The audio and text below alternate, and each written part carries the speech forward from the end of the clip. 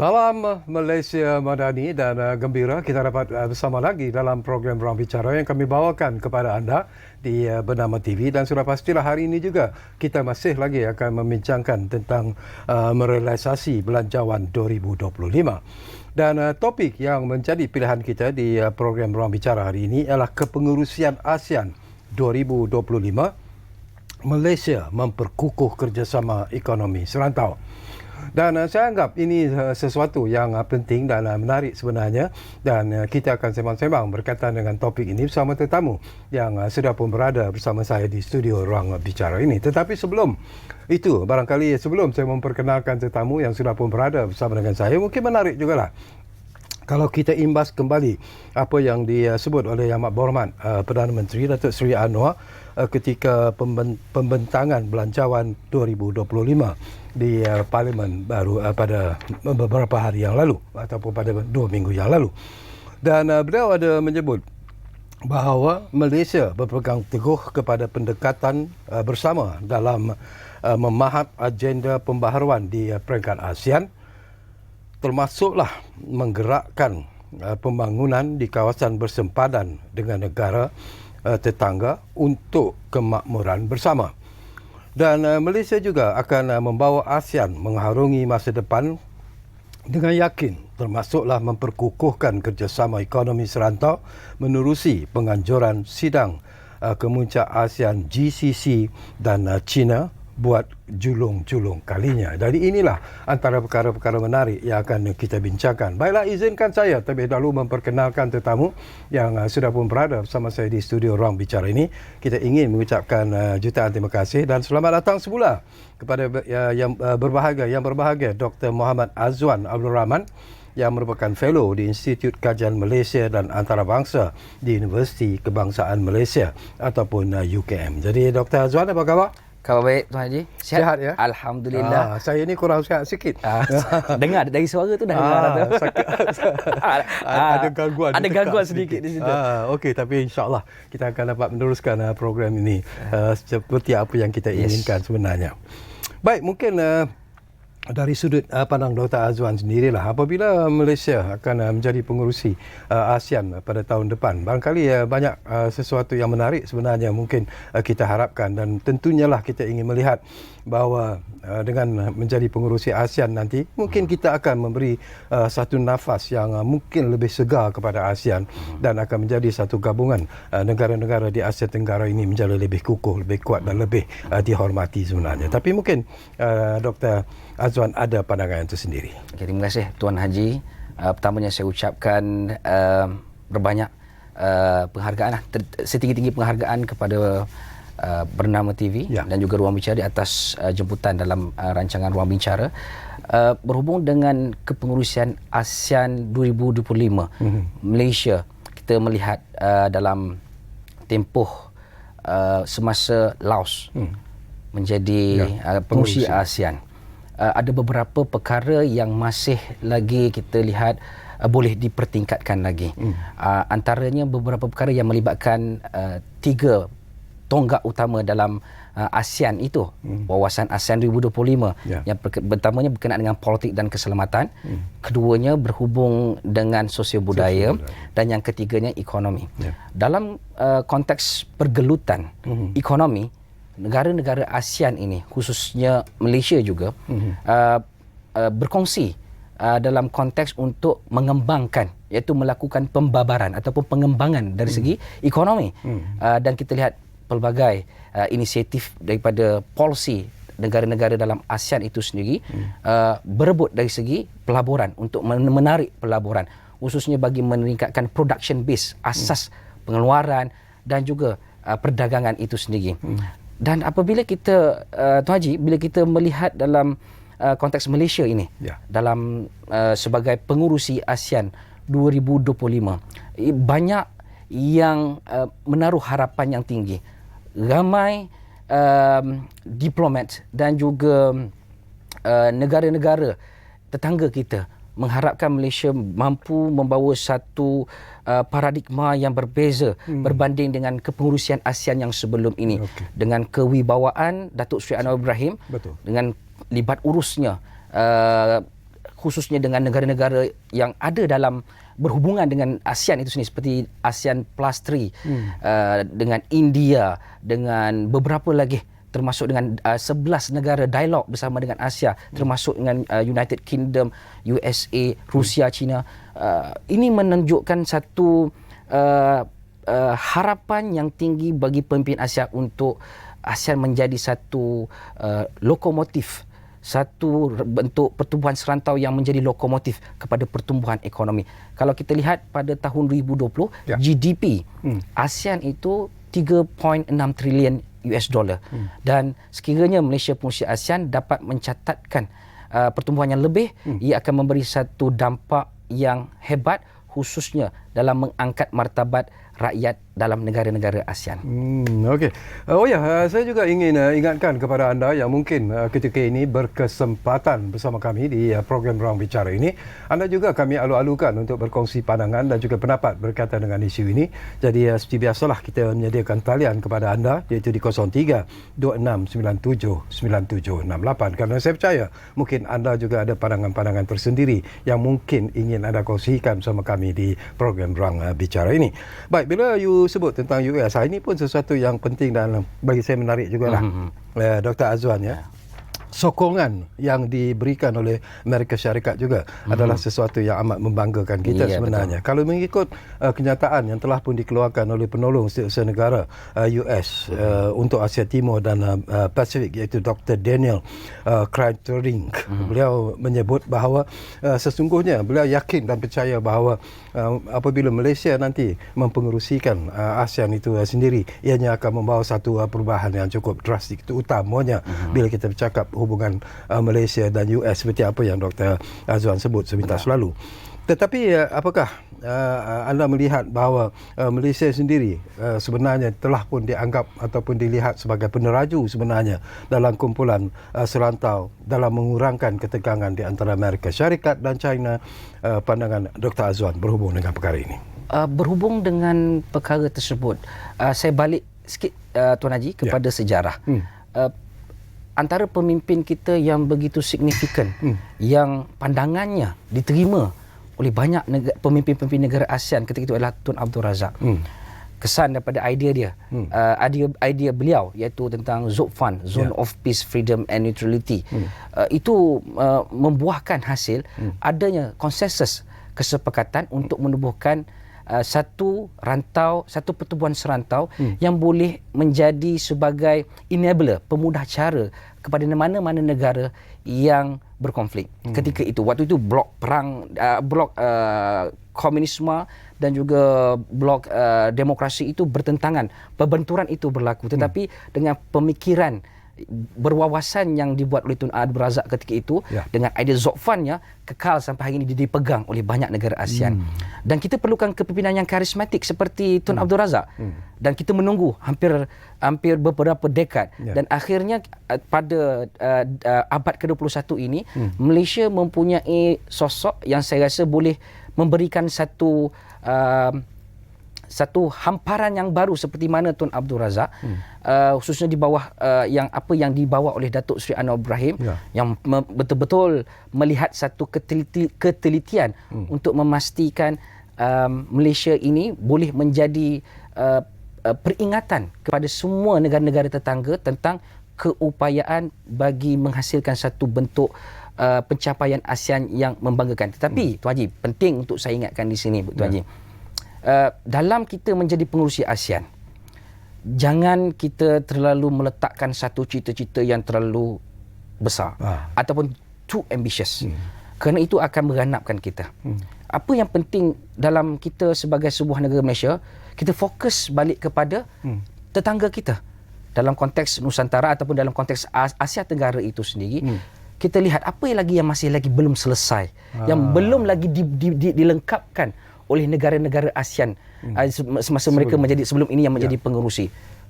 Isu di Timor Leste dan juga isu di Myanmar, itu antara dua perkara yang saya lihat penting untuk Malaysia menanganinya dengan menangani soal kegalauan yang berlaku dalam penerimaan Timor Leste itu secara penuh dalam pertubuhan ASEAN.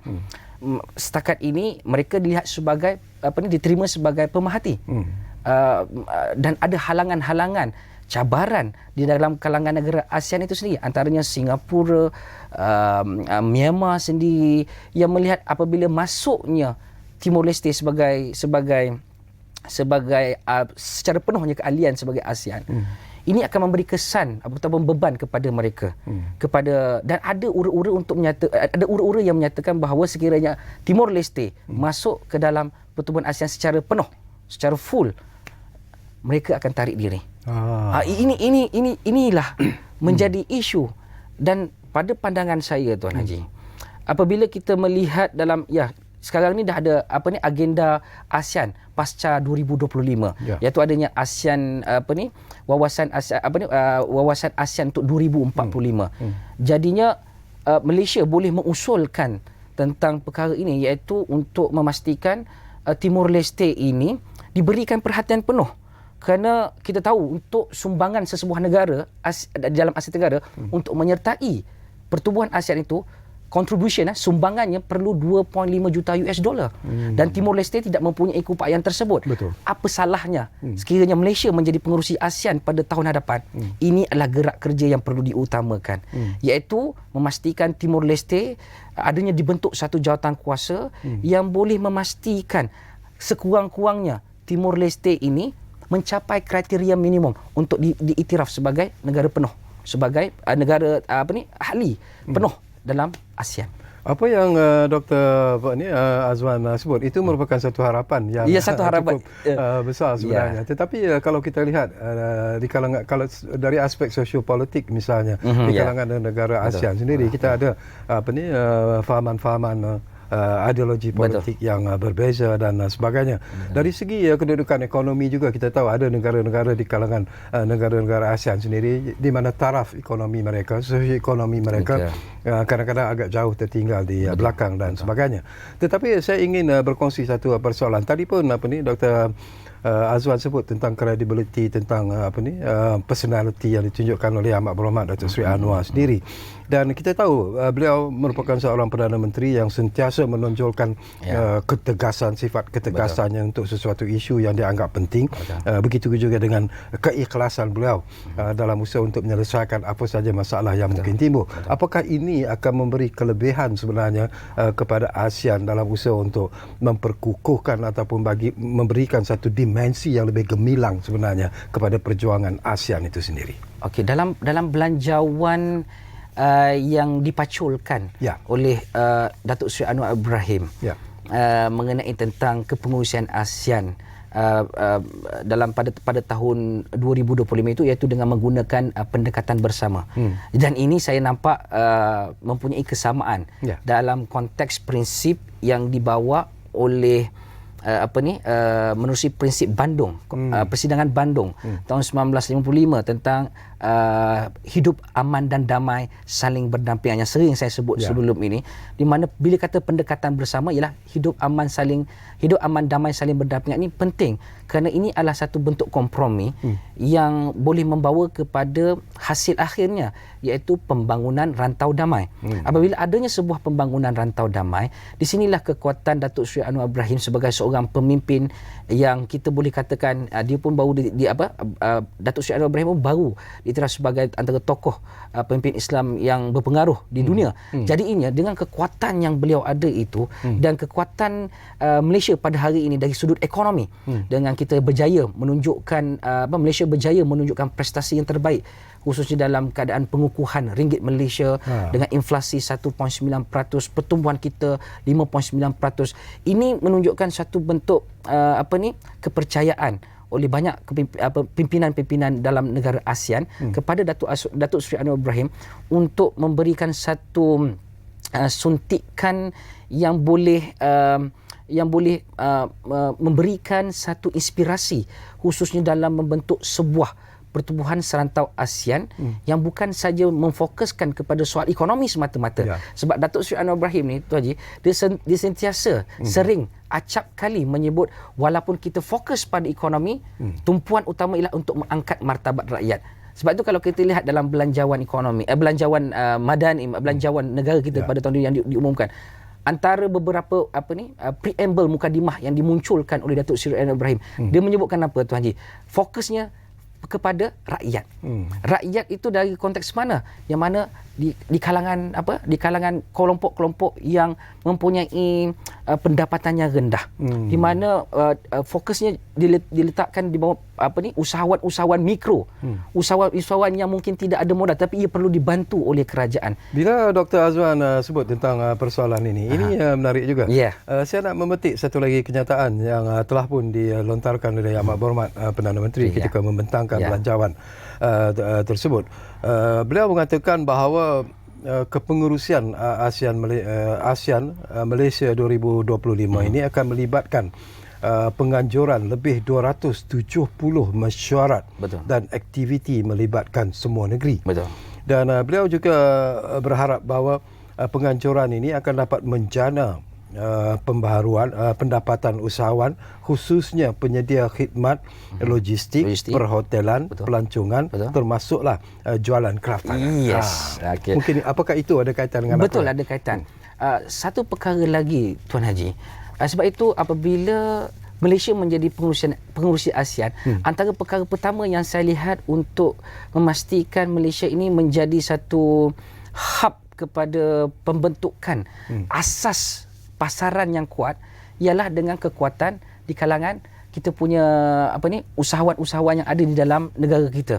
Tarikan utama kita ialah kita mempunyai satu blok usahawan yang begitu besar. Dan kita ada usahawan yang informal dan ada juga usahawan yang formal. Jadi inilah kelebihan Malaysia apabila menjadi pengurusi ASEAN dengan seperti mana yang Tuan Haji sebutkan tadi. Ini adalah satu bentuk manfaat, spillover, limpahan manfaat daripada kita sebagai pengurusi ASEAN, mampu juga untuk menjana pertumbuhan secara domestik. Dan kalau kita tidak mengambil tumpuan utama khususnya dalam kita memperkasakan rakyat kita secara dalaman. Ini pentingnya people to people relations. Hubungan antara insan. Apabila kita mengangkat martabat rakyat kita dengan negara keupayaan dalam pemerkasaan ekonomi, seperti mana tagline Cogan kata belanjawan kita adalah negara makmur rakyat sejahtera. Kita mensejahterakan rakyat menerusi insentif-insentif yang boleh memberangsangkan kita punya rakyat di bawah ini, dan dengan kekuatan tersebut dengan pengurusi ASEAN tahun depan adalah Malaysia mampu menarik konteks dari segi pelancongan dan juga apa saja yang berkaitan dengan soal perkhidmatan, pembekalan, rantaian bekalan untuk perkara-perkara yang melibatkan untuk meningkatkan komoditi negara, itu akan memberikan satu kelebihan buat negara kita. Tetapi apa yang lebih penting utama yang saya nak congkilkan di sini Tuan Haji, itu dalam konteks domestik. Satu perkara lagi ialah tentang ASEAN itu sendiri, peranan Malaysia dalam mempengaruhi negara-negara ASEAN untuk memastikan kedamaian di peringkat rantau itu stabil. Barulah kita boleh memanfaatkan rakyat yang ada di dalam ini. Sebab itu tadi Tuan Haji ada sebutkan bahawa kita kena Datuk Seri Anwar Ibrahim ada maklumkan bahawa dalam ucapan belanjawannya tentang memperkasakan di kawasan sempadan. Itu pentingnya hubungan antara insan itu, people to people relations, untuk kedamaian itu. Bila ada kedamaian, barulah proses arus pasaran. Tetapi jangan kita tergelincir dari landas. Apabila kita tergelincir dari landas untuk memfokuskan kepada soal ekonomi semata-mata, dan ini akan menjejaskan dari segi pembangunan sosial rakyat kita. Tapi saya faham dalam konteks belanjawan itu, kalau kita lihat Tuan Haji, tak ada dah projek-projek mega yang disebutkan. Fokus pada rakyat. Bila rakyat membangun dan Malaysia menjadi pengurusi ASEAN, dia akan memberi kelebihan secara langsung terus kepada limpahannya kepada rakyat kita. Okey, kita akan sambung lagi Dr. Azwan, tapi seperti biasalah kita diarah untuk berehat dulu. Buat seketika. Dan saya ingatkan lagi kepada anda yang mungkin ialah bersama kami ketika ini di program Ruang Bicara merealisasi belanjawan 2025 ini. Kami juga alu-alukan pandangan dan juga pendapat anda yang mungkin ingin anda kongsikan bersama kami di studio Ruang Bicara ini. Jadi saya ingatkan lagi juga, gunakanlah talian yang kami sediakan kepada anda di 03 2697 9768. Kita masih lagi bercakap tentang kepengurusian ASEAN 2025, Malaysia memperkukuh kerjasama ekonomi serantau. Kita jumpa lagi selepas kita berehat buat seketika.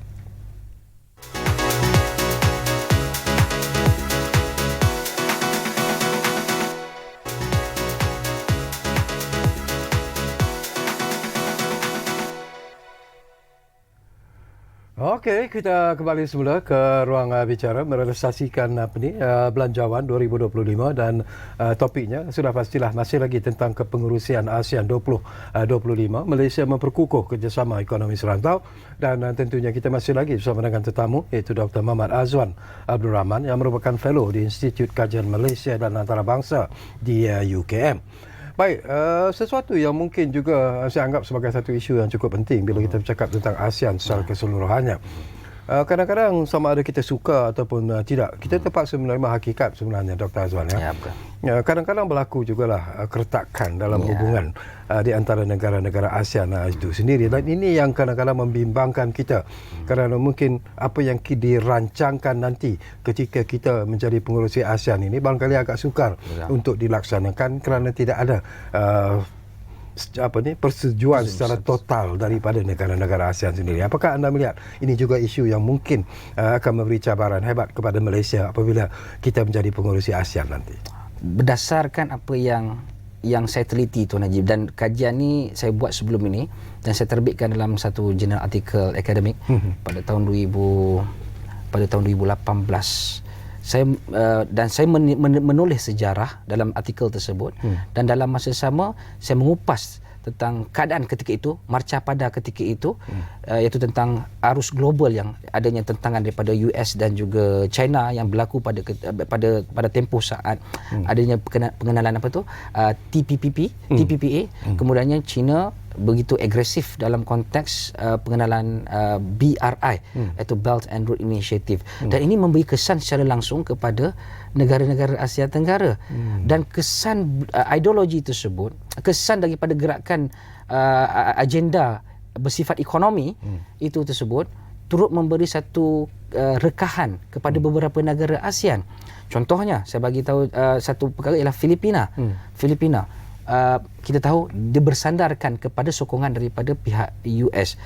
Kemudiannya Vietnam ada juga yang tidak bersetuju dengan apa yang dibuat oleh beberapa policy yang berkaitan dengan China, khususnya di kawasan bertindan iaitu di Laut Cina Selatan. Indonesia pun ada juga ada rekahan di situ. Sama juga dengan Malaysia ada rekahan, dan ini sebenarnya rekahan ini berpaut ataupun disangga dengan soal tentang kepentingan nasional. Itu dan dalam tulisan itu saya nyatakan tentang kepentingan nasional itu mendahului daripada soal common struggle. Apabila soal kepentingan nasional itu mendahului tentang pergelutan yang kita boleh capai bersama menerusi apa yang kita boleh selesaikan secara bersama itu tidak dapat diselesaikan dalam ASEAN sejak di awal pertubuhannya sampailah pada hari ini. Dan adakah ia memberi kesan langsung kepada Malaysia sebagai pengurusi ASEAN? Pastinya ia akan memberi cabaran yang sangat besar. Tetapi bagaimana kita nak mengatasi cabaran tersebut? Itu saya kata macam seperti yang saya bahaskan di awal dengan Tuan Haji di awal tadi, untuk menjadi pengurusi ASEAN kita fokus kepada kita punya rumah kita. Maksudnya rumah kita lah ASEAN itu sendirilah, iaitu di mana jangan meletakkan satu cita-cita yang besar. Iaitu kita selesaikan dulu dalam soal rekahan. Bagaimana? Yang pertamanya dalam soal yang pertama itulah tentang soal pertarungan geopolitik kuasa-kuasa besar itu. Apabila berlaku pertarungan kuasa geopolitik di antara kuasa-kuasa besar itu, ia memberi satu fraction ataupun geseran yang boleh menambahkan lagi jurang ataupun rekahan tersebut. Di sinilah pentingnya untuk Perdana Menteri Datuk Seri Anwar Ibrahim dalam sebagai pengurusi ASEAN pada tahun hadapan ini untuk memberikan satu mesej yang jelas. Mesej yang jelas bahawa kita sebagai sebuah negara tetangga, sebagai pertubuhan ASEAN yang memegang kepada prinsip Zofan, dan juga kita telah menandatangani tentang kita bebas daripada zon nuklear, iaitu kita mesti berpegang bahawa kita tidak boleh berpihak kepada mana-mana. Bila you sebut tentang isu ini pun sesuatu yang penting dan menarik jugalah. Saya nak dapatkan pandangan daripada Dr. Azwan. Bila you sebut tentang kuasa-kuasa besar. Kita tahu Amerika Syarikat misalnya ataupun China juga merupakan dua kuasa besar yang sememangnya berusaha untuk mendekatkan diri mereka dengan ASEAN, negara-negara ASEAN sebenarnya, dan ini juga mungkin akan menimbulkan apa yang kita sebut sebagai satu political dilemma yang bukan mudah sebenarnya di atasnya. Ada negara-negara ASEAN yang mungkin lebih condong ke menyokong Amerika Syarikat. Ada juga negara-negara ASEAN yang mungkin begitu condong untuk menyokong China. Jadi bagaimana ASEAN menghadapi situasi ini? Situasi ini, Tuan Haji, adalah satu situasi yang prolong, sentiasa berterusan. Kenapa, Tuan Haji? Soal yang pertama adalah kerana soal ideologi. Itu yang menjadi satu hambatan yang besar. Dalam negara ASEAN, dalam pertubuhan ASEAN Tenggara ini, kita ada berbagai ideologi dalam konteks Vietnam. Masih lagi ada ideologinya berpasakkan kepada tentang sosialis. Singapura fully neoliberalisme. Kalau Malaysia ini kita lebih kepada soal tentang kita berpaksi kepada kita sebagai sebuah negara dagang, tetapi peranan negara kita masih lagi kuat. So di sini ada perbezaan yang sangat ketara sedikit, khususnya dari segi ideologi pembangunan itu sendiri. Iaitu ideologi pembangunan inilah yang membawa kepada kecondongan sama ada untuk memilih atau untuk bersandar kepada kuasa besar yang mana satu. Tetapi Malaysia di sini saya nampak Datuk Seri Anwar Ibrahim sebagai Perdana Menteri membuat satu keputusan ataupun satu ucapan yang saya rasa cukup bermakna untuk bagi negara-negara Asia Tenggara. Yang mana kita jangan kita harus bersikap neutral. Kita tidak boleh memilih mana-mana pihak. Tetapi di antara kuasa besar itu yang memberi keuntungan kepada kita, kita bekerjasama dengan erat. Dan itulah dalam konteks prinsip hidup aman dan damai saling berdampingan. Yang mana kita boleh mendatangkan manfaat, iaitu manfaat yang boleh memberikan dalam konteks ASEAN, wawasan ASEAN itu sendiri, iaitu dalam konteks politik dan keselamatan, dalam konteks sosio budaya dan juga dalam konteks ekonomi itu sendiri. Dalam isu ini juga saya juga nak dapat pandangan Dr. Azwan. Ekoran daripada apa yang kita bincangkan ini. Kita sudah baru-baru ini pun ketika mengadakan lawatan di India juga. Datuk Seri Anwar juga menyatakan bahawa dia juga ingin sebenarnya India juga sebenarnya boleh memainkan peranan yang lebih efektif dalam mengembangkan sosioekonomi di kalangan negara-negara ASEAN. Reaksi yang mungkin akan diterima oleh negara-negara ASEAN yang lain yang mungkin tak tahulah sama ada suka ataupun tidak suka dengan India, itu perkara yang tak dapat kita anggarkan. Tetapi pandangan Dr. Azwan?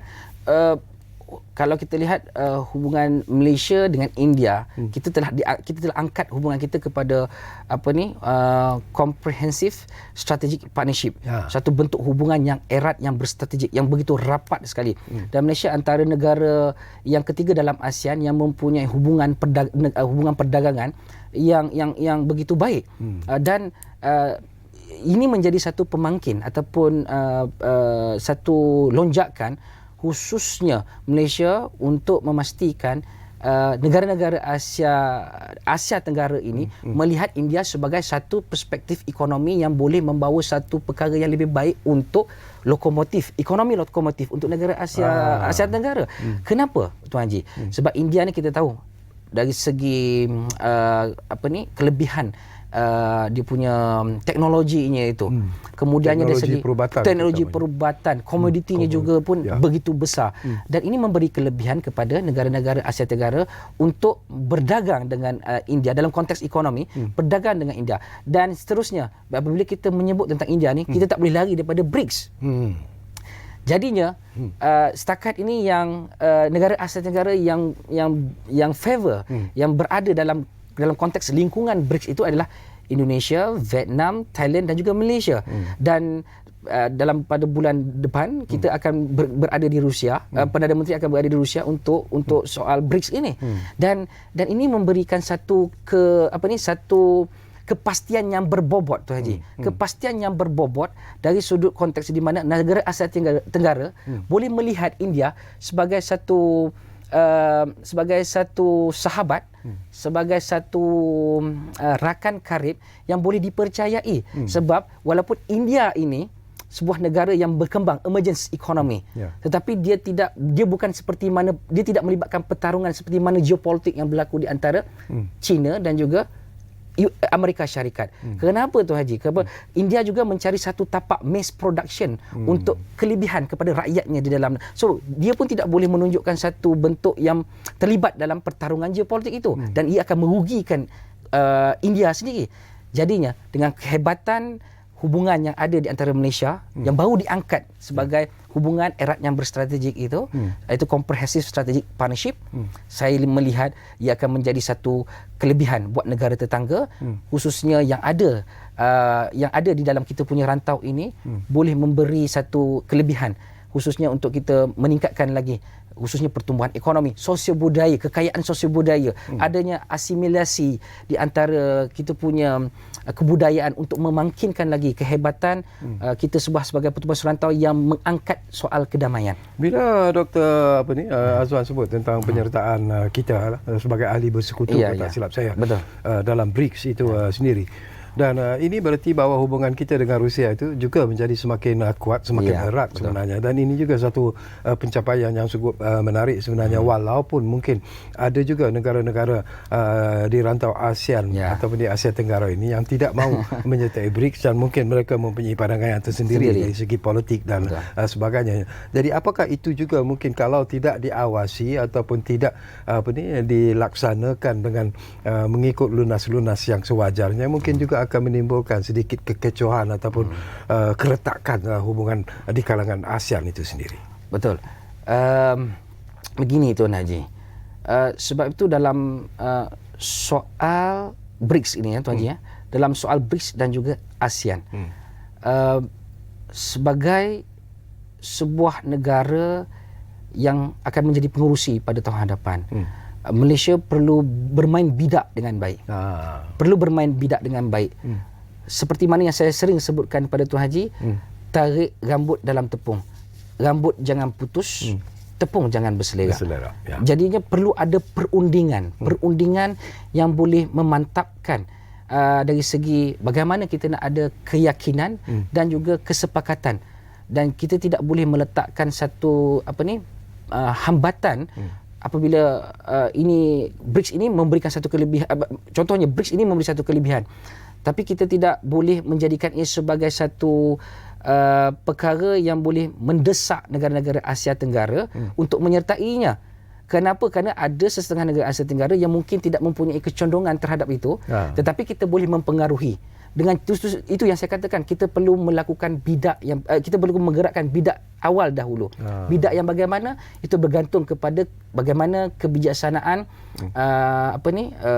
Datuk Seri Anwar Ibrahim untuk memastikan tidak berlakunya seperti mana Tuan Haji katakan tadi, kekecohan ataupun rasanya kekeretakan yang berterusan ini.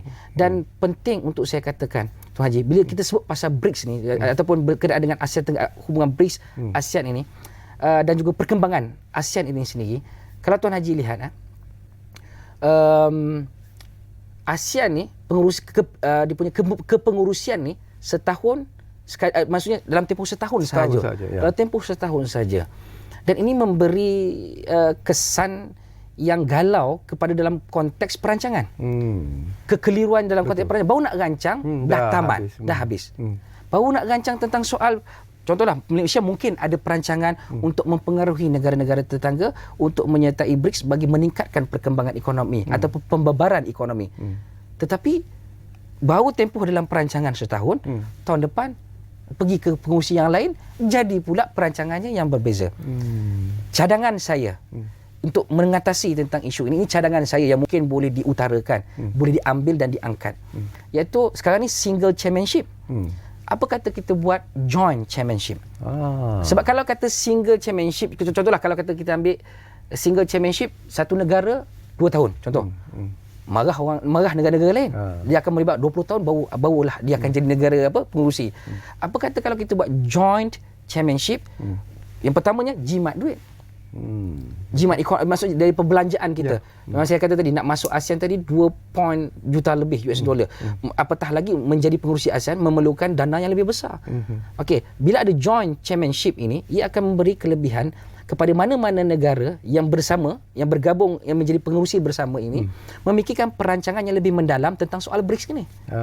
Bila ada mengenai perancangan yang mendalam tentang soal BRICS ini, dalam tempoh setahun perancangan, dan tahun yang kedua ialah tentang pelaksanaannya. So saya nampak benda ni kalau difikir teliti dengan betul-betul, ia boleh mengurangkan perbelanjaan satu, sumbangan itu perbelanjaan dalam konteks tentang kepengurusian ASEAN itu satu, dan kedua kita boleh dengan tuntas dan teliti dan mendalam tentang apa yang kita rancangkan, baru ia nampak akan lebih berkesan. Menarik cadangan itu sebenarnya, Dr. Azwan. Ya. Cukup menarik. Tapi okey, kita berehat buat kali terakhir. Minumlah dulu. Minum dulu. Dan kembali nanti mungkin kita hampir-hampir di penghujung ruang bicara sebenarnya. Tak banyak lagi masa yang tinggal, tapi insyaAllah akan ada lagi beberapa persoalan menarik yang ingin saya kongsikan bersama dengan tetamu kita di studio, iaitu Dr. Muhammad Azwan Abdul Rahman yang merupakan fellow di Institut Kajian Malaysia dan Antarabangsa UKM.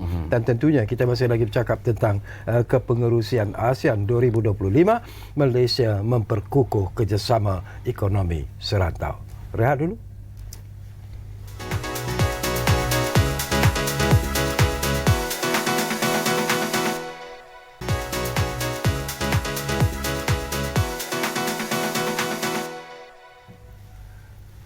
Baiklah, terima kasih banyak-banyak kalau anda masih lagi menumpukan perhatian bersama kami di program Ruang Bicara ini, merealisasi Belanjawan 2025, dan kita masih lagi menyentuh tentang kepengerusian ASEAN 2025, Malaysia memperkukuh kerjasama ekonomi serantau. Bila kita bercakap tentang memperkukuh ekonomi serantau, ini merupakan satu isu yang saya kira penting dan wajar dilaksanakan. Dan ramai yang merasa yakin bahawa dengan adanya ataupun kaliber credibility yang ada kepada Datuk Seri Anwar Ibrahim, mungkin ini akan dapat dilaksanakan. Walaupun mungkin tak 100% seperti apa yang dicita-citakan, tetapi kalau dapat 70-80% pun kita sudah anggap itu sebagai satu kejayaan yang cukup cemerlang apabila kita mempengerusikan ASEAN nanti. Dan kita juga barangkali ingin menyentuh tentang isu ini, Dr. Azwan. Kita lihat Indonesia sudah pun mendapat presiden baru, dan Vietnam juga hari ini pun melantik presiden yang baru. Jadi dengan pertukaran jawatan presiden ini, apakah anda melihat bahawa ianya akan memberikan satu sinar yang lebih gemilang kepada kekuatan ASEAN itu sendiri? Okey, Tuan Haji. Hubungan Datuk Seri Anwar Ibrahim dengan Prabowo kita tahu. Begitu simbolik, hubungannya cukup erat dan begitu mendakap antara satu sama lain dari segi pandangan dan juga pemikiran. Dan ini ditunjukkan menerusi pertemuan di antara kedua pemimpin dalam satu sesi yang saya rasa cukup memberahikan, di mana Datuk Seri Anwar Ibrahim juga memberikan satu sepertinya satu hikmah bahawa hubungan Indonesia dan juga Malaysia ini perlu dilangsungkan dengan lebih baik lagi. Dan apabila adanya hubungan yang seperti ini dan credibility beliau dalam suara, di peringkat suara antarabangsa, kita lihat macam kita bincangkan tadi, dengan hubungan dengan Amerika Syarikat baik, dari segi konteks pelaburan dan juga ekonomi. Dengan China kita mempunyai hubungan yang sangat panjang dari segi sejarah kita. Dan apabila kita lihat krisis yang berlaku dalam negara, dalam rantau Asia Tenggara, yang paling saya rasa yang parah ketika ini, yang sedikit bobrok sikit adalah di Myanmar. Saya lihat dengan kekuatan perundingan negosiasi yang ada pada Datuk Seri Anwar Ibrahim dan juga dengan Presiden Indonesia yang baru ini, kita nampak ada ketokohannya di situ. Mungkin di pandangan saya, pandangan saya ialah mungkin boleh disemak semula dalam soal prinsip ASEAN itu, iaitu non-interference. Sebab kalau kita lihat, Tuan Haji, krisis di Myanmar itu, isu Rohingya, tentang pembantaian dan juga lain-lain itu, ia bukannya hanya berlaku di peringkat domestik, tetapi ia melimpah sampai ke negara-negara tetangga kita. Dan ini perlu diselesaikan. Sekiranya ia tidak diselesaikan, ia memberi rebakan kesan migrasi yang negatif kepada rakyat tempatan dan juga rakyat di peringkat negara ASEAN itu sendiri. Jadinya pada pandangan saya, satu cadangan iaitu limited participation dalam konteks interference, iaitu mungkin boleh dipanggil seorang wakil Myanmar hadir secara, mungkin ada cadangan tersebut. Ini mungkin saya yang terlambat. Mungkin ada cadangan tersebut, tapi saya penting untuk saya nukilkan di sini. Kenapa? Kerana penting bahawa dalam kita nak memastikan pertumbuhan ekonomi itu berlaku dengan baik dan tidak memberi kesan kepada negara ASEAN yang lain. Konteks Myanmar ini perlu perlu dititik beratkan kerana ia memberi banyak kesan sebenarnya. Kita lihat di Malaysia pun ada kesan yang tersebut berlaku pada kita, berbalik pada kita. Jadinya mungkin mungkin perlukan seorang wakil Myanmar dalam satu jawatan kuasa yang bersifat limited participation dalam soal interference crisis di Myanmar. Iaitu penyertaan yang terhad dalam soal melihat kepada soal krisis politik di Myanmar. Kenapa? Bukan soal kita nak mencampuri urusan dalamannya, tapi adalah soal untuk kita memastikan bahawa krisis yang berada di peringkat domestik di Myanmar itu tidak melimpah sampai memberi kesan rebakan kepada negara Asia Tenggara yang lain. Ya, you sebut tentang soal ini. Ini barangkali ialah satu lagi cadangan yang cukup penting dan menarik sebenarnya, dan harus difikirkan secara serius apabila Malaysia nanti mempengerusikan ASEAN itu sendiri. Dan saya juga ingin melihat, kita juga sebenarnya ingin melihat bahawa sudah tiba masanya di mana negara-negara ASEAN ataupun pertubuhan ASEAN itu sendiri sudah seharusnya lah menjadi satu kuasa yang boleh juga sebenarnya memberi tekanan kepada kuasa-kuasa besar yang sedia ada. Kita bercakap tentang EU misalnya yang sentiasa memberi tekanan kepada negara kita, terutamanya dengan cuba memboikot produk-produk kita dan sebagainya. Dan di sinilah mungkin perlu dilihat oleh pemimpin-pemimpin ASEAN untuk bersatu padu dan akhirnya akan memberikan satu kedudukan yang begitu kuat dan jitu kepada ASEAN dan menjadi kalaupun tidak kuasa besar tetapi sekurang-kurangnya menjadi satu organisasi yang dihormati oleh pertubuhan-pertubuhan lain yang sedia ada sekarang ini. Komen anda? Betul. Gabungan negara-negara Asia Tenggara, iaitu kita ASEAN sendiri, kita kalau gabungan di antara semua negara ASEAN itu, kita ada dari segi ekonominya kita nombor yang kelima. Dan ini memberi satu petunjuk yang saya fikir penting, khususnya Malaysia sebagai pengurusi ASEAN pada tahun depan boleh menggunakan kekuatan ekonomi yang mungkin akan bertumbuh pada masa akan datang, insya-Allah, kalau tidak ada hambatan yang boleh membebankan kita.